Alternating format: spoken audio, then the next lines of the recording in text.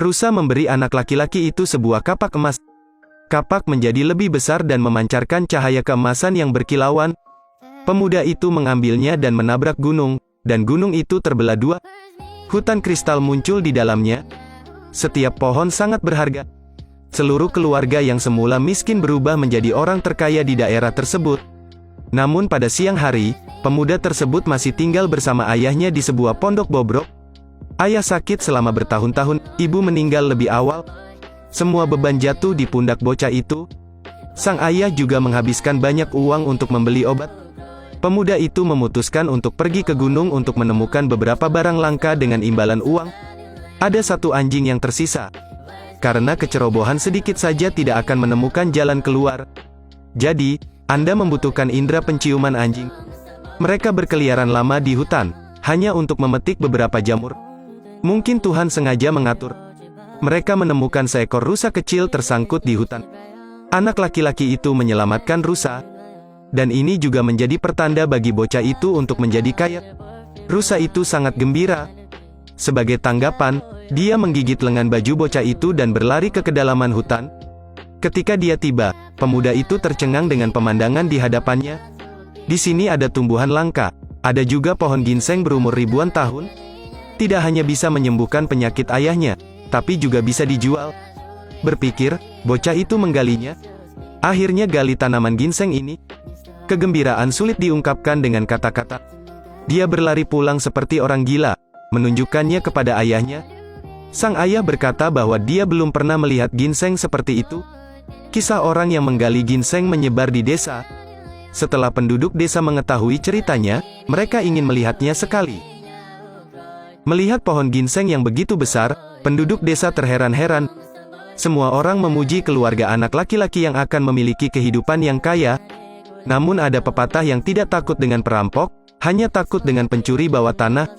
Pada malam hari, pemuda itu menurunkan keranjang berisi ginseng dan ternyata sudah kosong.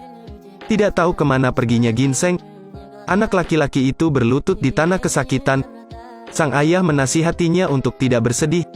Hari-hari baik masih tertinggal. Keesokan harinya, ketika bocah penebang kayu itu kembali, dia mendengar percakapan antara ayahnya dan kepala desa. Kepala desa berkata bahwa di gunung bersalju, ada banyak kristal di dalamnya. Temukan saja satu pil, akan bisa menjadi kaya. Tetapi perlu untuk memotong gunung. Pemuda itu segera mengambil kapak dan menuju ke arah gunung bersalju. Ketika dia keluar dari hutan, dia melihat pegunungan bersalju. Memegang impian kemakmuran, dia buru-buru mendaki gunung bersalju. Dia menggunakan kapak untuk membuka jalan ke atas gunung untuk dirinya sendiri. Bocah itu akhirnya mencapai puncak gunung. Untuk dapat menemukan hutan kristal yang dikatakan kepala desa, dia mengambil kapak dan terus menggedor gunung. Gaya tersebut menghantam puncak gunung, menyebabkan es dan salju berjatuhan dari puncak gunung.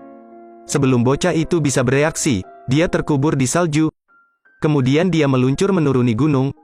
Ketika dia menemukan sekawanan serigala berdiri di depannya, ternyata mereka sedang mengejar kawanan aprikot. Pemuda itu menyadari bahwa ini adalah rusa kecil yang pernah dia selamatkan. Tanpa ragu, dia melompat keluar dari salju dan berdiri di depan mereka. Tapi bagaimana serigala bisa mengampuni mangsanya? Seluruh kawanan bergegas. Pertempuran hebat terjadi. Karena bocah itu memiliki kapak di tangannya, dia mengalahkan serigala-serigala itu. Tapi dia juga tidak punya jalan keluar. Di belakang ada jurang sedalam 1000 meter. Di depan ada sekawanan serigala yang mendekat. Melihat sekawanan serigala mendekat, dia mengambil tali dan mengikatnya ke batu di sebelahnya. Dia berpegangan pada tali dan melompat ke bawah. Serigala baru saja melompat dari tebing dan mati. Dan bocah itu berhasil memanjat. Kemudian dia mengambil kapak lagi dan melanjutkan mendaki ke puncak gunung, bersiap memotong gunung untuk mendapatkan kristal. Tapi sekarang, ada badai salju di puncak gunung. Pemuda itu hanya bisa terus memotong gunung tanpa henti. Tapi dia meremehkan ketebalan gunung ini. Menggali sirkuit hingga tengah malam hanya bisa menggali lubang kecil. Dan dia juga akan ditelan oleh es. Di sini, seluruh keluarga rusa kecil memutuskan untuk membantunya. Induk rusa berlari ke kedalaman gua, di mana ada cahaya kuning cerah. Cahaya keemasan itu terpancar dari kapak emas ini. Induk rusa mendekat, menggunakan tanduknya untuk mengambil kapak emas dari puncak gunung. lalu berlari ke arah anak laki-laki itu. Tapi badai salju sangat ganas. Induk rusa memberikan kapak emas kepada rusa kecil itu, memintanya untuk memberikannya kepada anak laki-laki itu. Pada titik ini, kapak bocah itu membeku. Tidak peduli seberapa keras bocah itu memukul, dia tidak bisa mengeluarkannya. Untungnya, rusa kecil itu tiba tepat pada waktunya.